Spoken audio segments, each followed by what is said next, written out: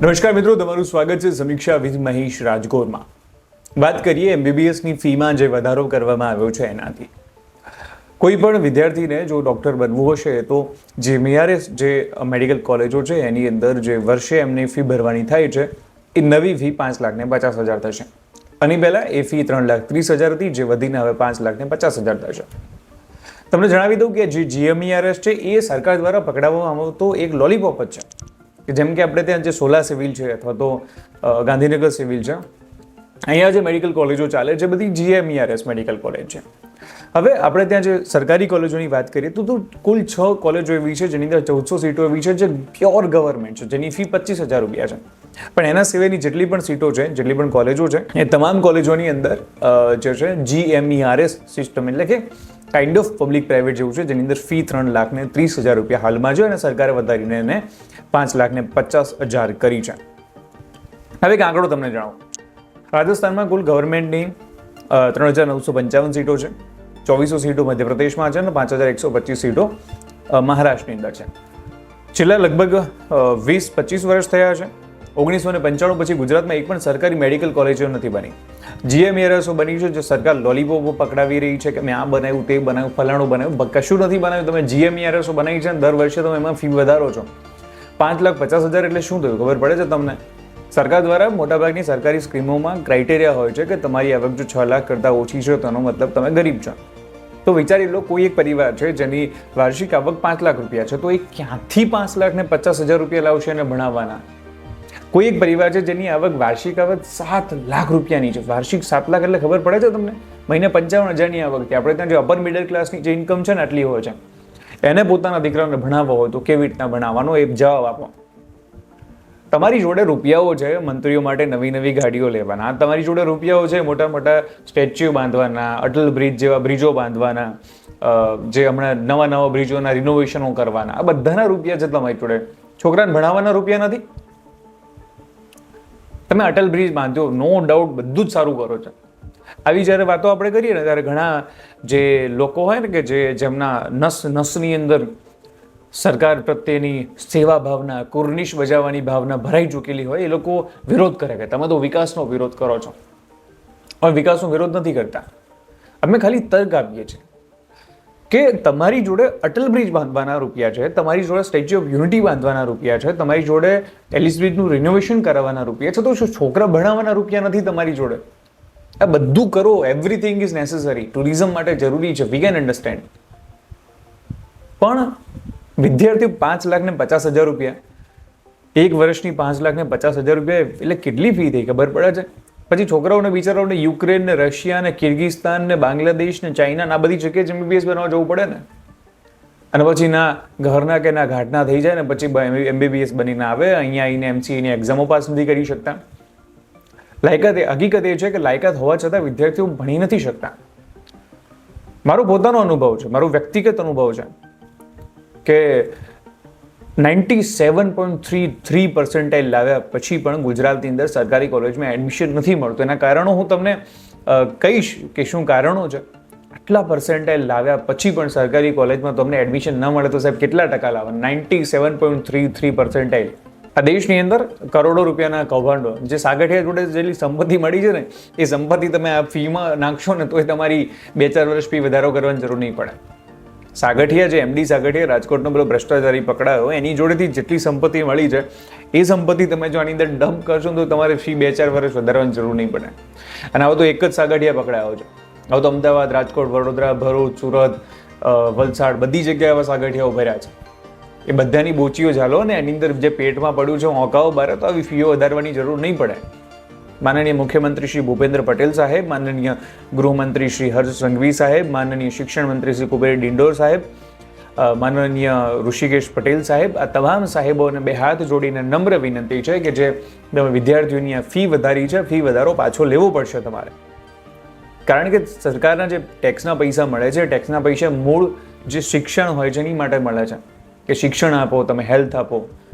અને ઓલરેડી 3,30,000 રૂપિયા ફી છે. તમને બધાને ખબર છે કે એક સામાન્ય પરિવારની ગુજરાતની અંદર વાર્ષિક આવક 3-4 લાખ રૂપિયા છે, એનાથી વધારે નથી. એક મિડલ ક્લાસનો પરિવાર મહિને 30,000 રૂપિયા માંડ કમાય છે, 30-40,000 રૂપિયા. એ બહુ સારો પરિવાર હોય તો એનાથી વધારે નથી કમાતા. ખેડૂત કેટલું કમાઈ જાય?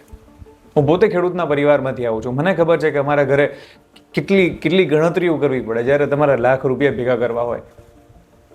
એક ગરીબ પરિવાર કેવી રીતના પોતાના દીકરા દીકરીને ભણાવે છે. ને આ તો ખાલી ટ્યુશન ફી છે, આની સિવાય એડમિશન ફી આવે, બીજી ઘણી બધી ફી આવે. એડમિશન ફી નહીં પણ નાનીમથી એક્ઝામ વગેરેની ફીસ આવે, હોસ્ટેલમાં રહેવાની ફી આવે, મેસનો ખર્ચો આવે, એના સિવાય જે બુક્સ વગેરે જોઈતી હોય, સ્ટેથોસ્કોપ, જે ડૉક્ટરનું સ્ટેથોસ્કોપ આવે છે ને એ હજારો રૂપિયાનું આવે છે.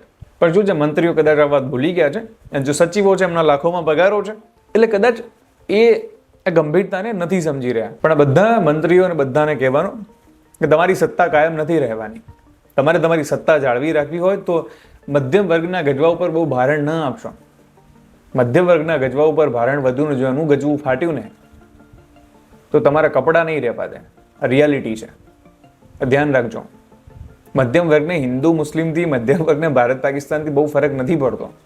પણ જે દિવસે એના ગજવા ઉપર ભાર વધ્યો ને એનું ગજવું ખાલી થઈ ગયું ને એ દિવસે એકે સત્તામાં બેઠેલા લોકોના કપડાં નહીં રહેવા દે આ મધ્યમ વર્ગ. એના હકીકત છે. બટ ફી વધારો બને એટલો જલ્દી પાછો ખેંચવો જોઈએ. બુટલેગરના મિત્ર નીતાબેન ચૌધરી હાઈફાઈ લાઈફસ્ટાઈલ જીવતા હતા, હેલિકોપ્ટરમાં ફરતા હતા, સફેદ કલરની થાર ગાડી લઈને ફરતા હતા. જ્યારે એમની શું કહેવાય પેલી રીલ વાયરલો થઈ હતી બધી ફૂલ, અને જ્યારે એમની ધરપકડ થઈ હતી એ વખતે એ હસતા હતા એટલા માટે, કારણ કે એમને તો ખબર છે પ્રોહિબિશનના ગુનામાં તો જલ્દી જામીન મળી જાય છે. 307નો ગુનો એટલો મજબૂત નથી તો એમાં પણ જામીન મળી જવા જોઈએ. 307માં તો પહેલાં જામીન મળી ગયા હતા, એટલે નીચલી કોર્ટમાંથી તો એમને જામીન મળી ગયા હતા. બટ પોલીસ, આ હર્ષ સંઘવીની પોલીસ છે, આ બાબતો હર્ષ સંઘવીને શાબાશી આપવી બને છે કે એમણે જે પોલીસ છે એની મજબૂત કરવાનું કાર્ય તો કર્યું છે. એમણે પોલીસે જે છે ઉપલી કોર્ટમાં અપીલ કરીને ઉપલી કોર્ટે કહ્યું કે જામીન અંગે ગુનાની ગંભીરતા અને આની જે કોન્સ્ટેબલની ભૂમિકા છે એનાથી સમાજ પર પડનારી અસર જોવી જોઈએ. પરિણામે એમના જામીન રદ કરવામાં આવ્યા છે. જામીન હત્યાના પ્રયાસના ગુનામાં રદ કરવામાં આવ્યા છે. અગાઉ પણ જે કોર્ટે જામીન આપ્યા હતા હત્યાના પ્રયાસમાં આપ્યા હતા, પણ પોલીસે એમની અટકાયત પ્રોહિબિશનના ગુનામાં તો કરેલી જ હતી. મેડમ હાઈફાઈ લાઈફસ્ટાઈલ જીતા હતા, અને આમનો એક વિડીયો પણ સોશિયલ મીડિયામાં વાયરલ થયો હતો જેમાં એવું કહેતા હતા કે સાહેબ અમને જામીન મળશે કે નહીં. એટલે તમારી જામીનની ત્રેવડ ન હોય તો આવું કરાય જ નહીં. આવી એક રીલ પણ વાયરલ થઈ હતી. પણ આ બહુ ગંભીર ગુનો છે. વાડ થઈને ચીબડા ગળે તો ગરીબને સોંગું ક્યાંથી મળે? એક બહુ જૂની કહેવત છે, અને એ કહેવતને પૂરી રીતે સાર્થક કરે છે આ મેડમનો કિસ્સો. હવે એક મામલો સામે આવ્યો છે. મેં તમને વાત કરી ને સાગઠિયાની, ગુજરાતના ભ્રષ્ટાચાર કિંગ, જેમની ઉપર સ્કેમ નામની એક સિરીઝ બની શકે એમ છે. એમડી સાગઠિયાએ ટીઆરપી ગેમ ઝોનનું ડિમોલિશન ન કરવા લાંચ લીધી હતી. આવો જે આરોપ છે એ રાજકોટના કોર્પોરેટર રામાણીએ કર્યો છે. જી હા, આવો એક આરોપ એમના દ્વારા કરવામાં આવ્યો છે. હવે એમની તપાસ ચાલી શું છે, પણ હવે સાગઠિયા પાછળ બીજા કેટલા સાગઠિયાઓ છે એ હજુ તપાસનો વિષય છે. સાગઠિયા હજુ કેટલું દબાવી રાખ્યું છે પોતાના પેટમાં, અને કેટલું પોલીસ વખાવી શકે છે. સાગઠિયાની પાછળ સાગરીતો કયા છે, કયા નેતાઓનો હાથ છે, કયા નેતાઓ સાથે વાતચીત થતી હતી, આ તમામ બાબતો ધ્યાનમાં રાખવા જેવી છે, ને કેટલાય મોટા લોકોના નામ ખુલી શક્યા છે. હવે જે મુદ્દાની મારે વાત કરવી છે, આ બહુ ગંભીર મુદ્દો છે.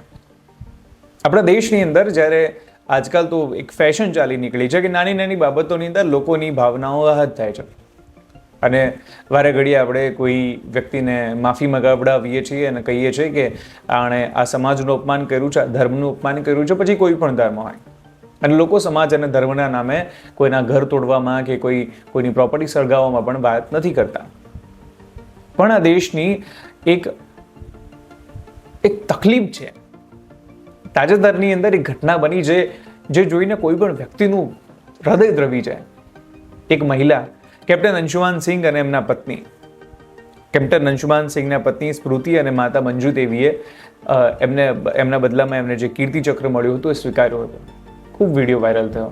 લગ્નના થોડાક મહિનાની અંદર કેપ્ટન અંશુમાન સિંઘ શહીદ થયા હતા. એમના પત્ની હજુ કેટલી નાની ઉંમર હશે એમની તો, અને વિધવા થયા.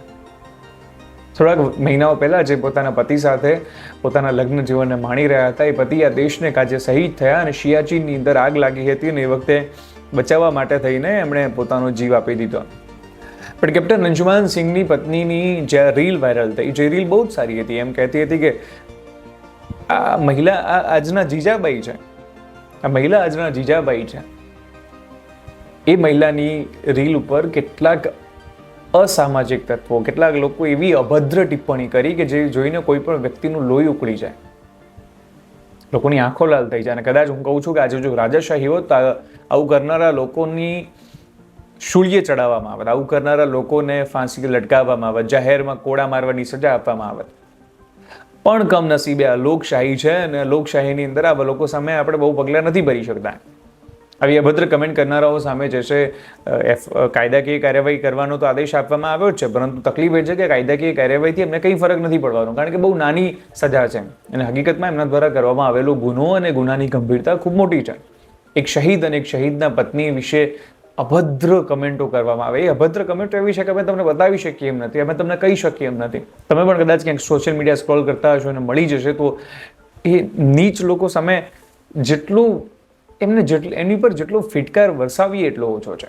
આ દેશની આ જ તકલીફ છે. મણિપુરની અંદર જ્યારે આગ લાગી હતી, મણિપુર આખું જ્યારે સળગતું હતું, એ વખતે એક ઘટના સામે આવી હતી. એક ફૌજીના પરિવારને જે મહિલાઓ હતી એની સાથે બળજબરી કરવામાં આવી, એમને નગ્ન કરીને ફેરવવામાં આવી હતી. દેશની કરુણતા તો તમે જુઓ કે જે દેશના સૈનિકો પોતાના દેશ માટે જીવ આપી દે છે, પોતાના દેશ માટે લડે છે, એમના પરિવાર સાથે આવી ઘટનાઓ થાય છે. એક વિધવા કે જેણે પોતાનો પતિ ખોયો છે આટલી નાની ઉંમરમાં, એના વિશે કેટલી ખરાબ, કેટલો હીન સમાજ છે. જ્યારે હું સમીક્ષામાં વાત કરતો હોઉં ને કોઈ બાબતો ઉપર અને કહેતો હોઉં કે આ વસ્તુ સમાજ માટે સારી નથી, ત્યારે ઘણા લોકો આવી બાબતોમાં આપણે સિરિયસલી નથી લેતા. પણ આજકાલમાં જે વિલન કેરેક્ટર હોય છે એમનું બહુ જ એમને સારા બતાવવામાં આવી રહ્યા છે. તાજેતરમાં એક ઉદાહરણ પણ મારે આપવું છે. એક મિર્ઝાપુર કરીને સિરીઝ આવ્યું છે, તમે જોઈએ છે.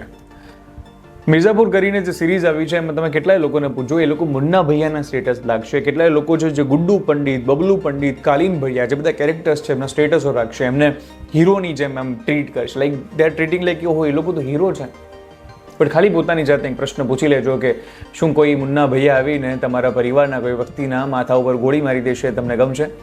શું કોઈ કાલીન ભૈયા, કોઈ ગુડ્ડુ પંડિત, કોઈ બબલુ પંડિત આવશે અને તમારા ઘરની અંદર આવીને તમારી બેન દીકરી ઉપર આવી રીતે હાથ ઉપાડશે અને મારી નાખશે, તમારા પરિવારને તહેસ નહેસ કરી નાખશે? શું તમને ગમશે? એ વખતે તમને લાગશે કે ના ના, ગુડ્ડુ ભૈયા તો બહુ સારું કર્યું એવું કહેશો તમે, મુન્ના ભૈયા બહુ સારું કર્યું એવું કહેશો? એક કિસ્સો કહેવો છે મારે. તમને ખ્યાલ હોય તો એક વિડીયો વાયરલ થયો હતો અને એના ઉપર ઘણા લોકોએ રીલ પણ બનાવી હતી.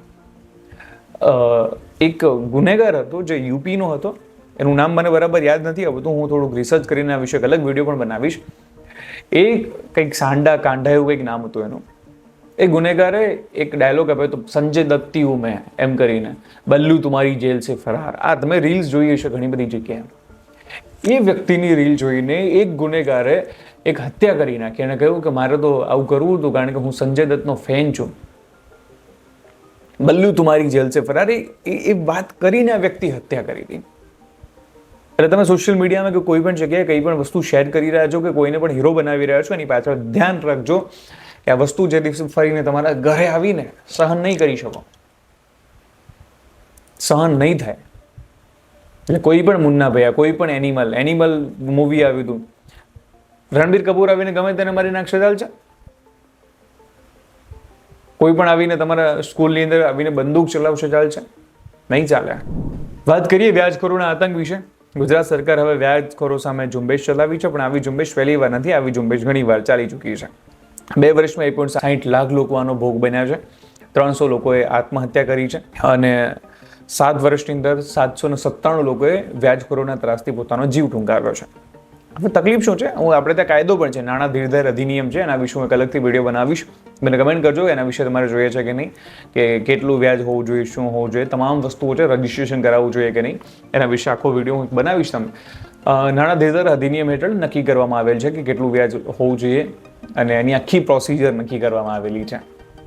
પણ આપણે ત્યાં તકલીફ એ છે કે વ્યાજનો ધંધો કોણ કરે છે? વ્યાજનો ધંધો એ બધા કરે છે જે લોકોને કોઈના બાપની બીક નથી.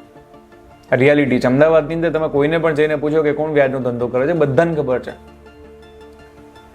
કોઈ પણ જગ્યાએ જતા રહો, આ બધા લોકો એ છે જે પોતાના દમ ઉપર એક દાદાગીરી કરી રહ્યા છે અને કોઈ પણ વ્યક્તિને 10% વ્યાજે આપે છે, 10% મહિનાના કહી રહ્યો છો. 10% વ્યાજે પૈસા આપે છે. વ્યક્તિ જો પૈસા ન આપે તો એને ત્રાસ આપે છે, એની કોઈ પણ વસ્તુ પડી જશે, વારે ઘડી એના ઘરે જશે, એને ગાળો આપશે અને માનસિક રીતે હેરાન કરશે.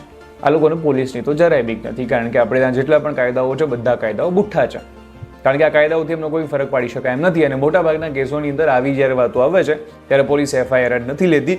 અને એ વાત હું નથી કહેતો, ખુદ ગૃહમંત્રી હર્ષ સંઘવીએ કહેવું પડ્યું કે જો પોલીસ તમારી ફરિયાદ ન લે તો તમે ઉપરી અધિકારીને ફરિયાદ કરો, અને ઉપરી અધિકારી પણ જો તમારી વાત ન સાંભળે તો તમે મારી ઓફિસમાં પણ વાત કરી શકો છો. અને એની સાથે તમે એક જે વિધાનસભાની અંદર સોમવાર અને મંગળવારે અધિકારીઓ બેસતા હોય છે એની અંદર પણ તમે જે છે ફરિયાદ કરી શકો છો. હવે કોઈ પોલીસ અધિકારી તમારી ફરિયાદ ન લે તો ગૃહમંત્રીએ હર્ષ સંઘવીએ ખૂબ સારી વાત કરી છે, એપ્રિશિએટ કરવા જેવી છે. હર્ષ સંઘવીની ઓફિસમાં ફોન કરી દેવો કે આ સાહેબ મારી ફરિયાદ નથી લેતા, પછી જોઈએ એ અધિકારી કેમ ફરિયાદ નથી લેતા. હર્ષ સંઘવીની ઓફિસમાં સીધો ફોન કરી દેવો, નહીં તો રૂબરૂ મુલાકાત લઈ લેવી કે સાહેબ ફલાણા પોલીસ સ્ટેશનમાં છું, ફલાણો ગુનો છે અને આ સાહેબ મારી ફરિયાદ નથી લેતા.